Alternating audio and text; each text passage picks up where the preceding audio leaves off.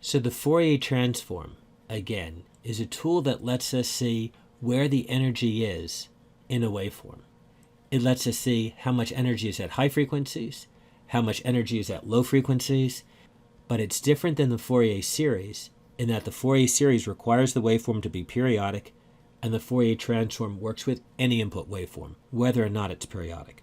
The math behind it looks like this. All of a sudden, because it's a non-periodic waveform, there is no fundamental frequency. You can ask, what is the energy at any frequency omega at all? It's a continuous function of omega.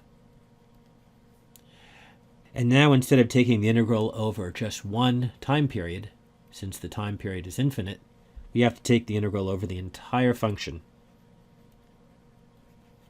And that's an important one. This is the Fourier transform, and it's used often. There is an inverse.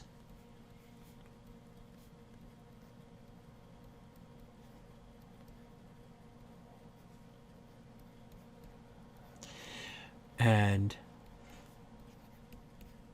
notice that here it's e to the negative j, here it's e to the positive j. This is used rarely. And by rarely, I mean never.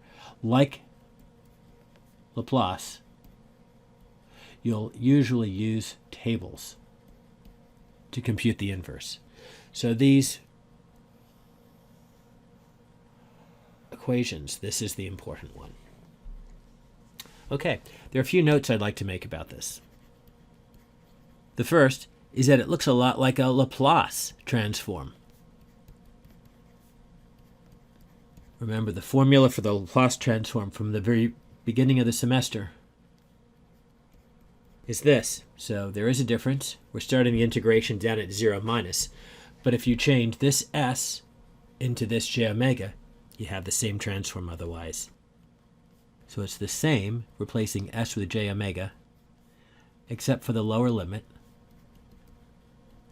That means that with the one exception of u of t, which we'll talk about shortly, if you've got a signal f of t that's 0 for time less than 0, then its Fourier transform will be the same as its Laplace transform. Just replace s with j omega.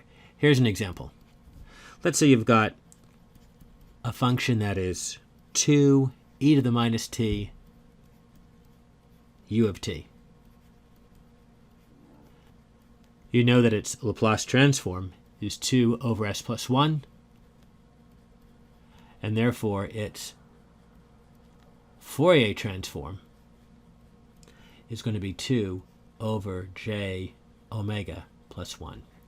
That is not true if your function is not 0 for time less than 0, because then this won't pick it up for the Laplace transform, but it will definitely be picked up in the Fourier transform. It's also not true for the special case of u of t, which we'll talk about shortly.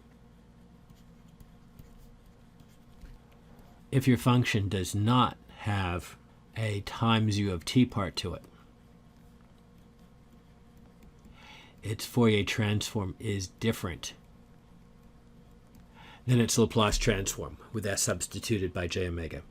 Another important fact about Fourier transforms. I want you to think that the Fourier, here's another bit of intuition, is that the Fourier transform represents how much energy is in each frequency of the signal. So, as another example, let's say you had a really nice, perfect, let's say you had a pristine, this is about as pristine as I can graph, cosine of 3t. If it goes on forever in both directions, there's an infinite amount of energy at omega equals 3. There is 0 energy elsewhere, and so therefore its Laplace transform should look like this. I know I said this was going to be the math and not the intuition, but I can't help it. The intuition is so important in what we do. So keep in mind this is in the time domain to the left, this is in the frequency domain. This is showing that there is an infinite amount of energy at positive 3 radians per second and therefore also at negative 3 radians per second. Don't worry about, for now, exactly how much area is underneath that curve. Here's another example. It started off as the same signal, cosine of 3t, but it got corrupted by noise. Very common in communication channels. This is a broadband noise, just scattered all over the place. Now we'd still see a lot of energy around 3, but it won't be exactly 3. Instead, it'll be somehow spread around those areas, because this is no longer a perfect cosine waveform. Let's move on to some mathematical examples.